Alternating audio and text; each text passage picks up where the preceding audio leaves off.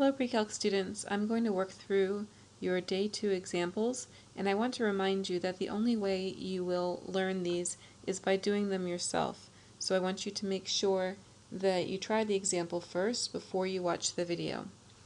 In problem 21, I have 1 over cosine squared, and I know 1 over the cosine of theta is secant theta, so this is going to give me secant squared theta. And I know 1 over cotangent is tangent, so this gives me tangent squared theta. So then once I see the squareds of tangent and secant, I'm thinking about my Pythagorean identities. So I'm going to pull up my identity sheet and take a look. So notice here that I have secant squared is the same as tan squared theta plus 1. So I'm going to substitute tan squared theta plus 1 for my secant squared.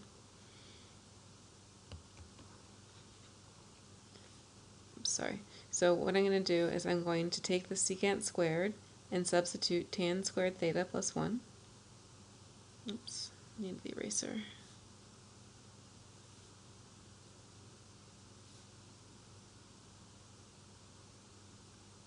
And then I need to bring down the minus tan squared theta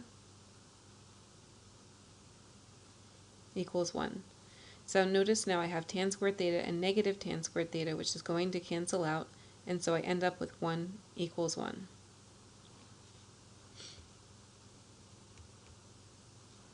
Okay, let's look at problem 17.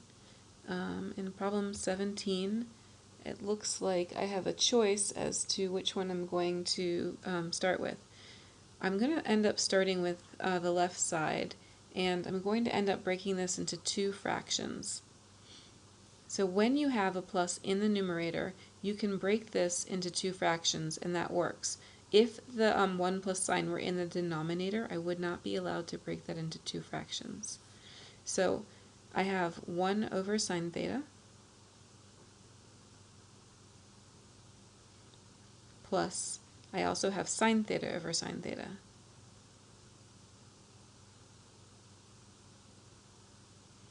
Okay, so notice more often you're used to seeing 1 over sine theta plus sine theta over sine theta with a common denominator and putting them together into 1 fraction. But in this case, I'm trying to break my fraction into 2 separate terms, and that's why I did that. So let me bring down 1 plus cosecant theta. So now notice I can get the 1 from my sine theta over sine theta. That's my 1. And the 1 over sine theta, that's my cosecant theta, that's what I was looking for. And then because I want the two to be exactly the same, I'm just going to change the order so that this is 1 plus cosecant theta equals 1 plus cosecant theta. Okay, so I'm going to stop this video and we'll pick up again in the next video.